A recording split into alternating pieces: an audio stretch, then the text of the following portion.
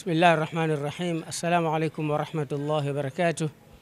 Jina langu ni Ustadh Isa Muhyiddin Salim, mshiriki wa semina hii ya mafunzo ya Qur'ani, lakini mnufaika pia katika semina hii ya mafunzo ya Qur'ani. Tunamshukuru sana Sheikh wetu wa kata kwa kulileta jambo hili katika kata yetu, kwani ilmu haina mwisho. Pamoja na kuwa ni walimu, lakini bado tunahitaji kuendelea kusoma. Mengi tumejifunza katika semina hii.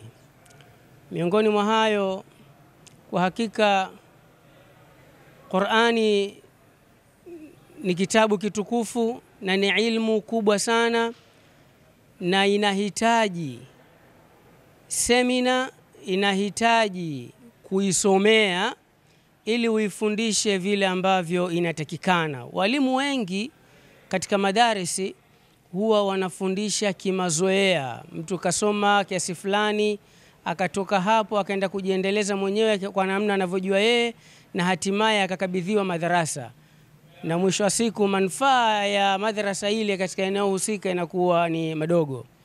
Lakini kupitia semina hizi au semina hii tumejifunza makubwa. Miongoni mwa hayo, tumejifunza namna wanafunzi walivyo na uelewa tofauti, lakini kujenga urafiki na wanafunzi.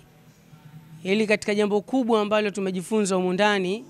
Badala kuwa wewe ni mwalimu kwa mwanafunzi wako, la kwanza kabisa unatakiwa uwe ni rafiki wa mwanafunzi wako. Urafiki utamsaidia mtoto kujifunza mengi, na hata pia kuwa na nafasi ya kukuuliza mengi, hata kuogopa kwa sababu ni rafiki yake. Lakini ukishika nafasi ya ualimu tu, mtoto anapokuona anaogopa badala ya kukimbilia. Hili ni katika tatizo kubwa katika madrasa zetu. Katika faida kubwa tulioipata hapa leo katika semina hii ni kuwa walimu wa madrasa tuwe marafiki wa wanafunzi.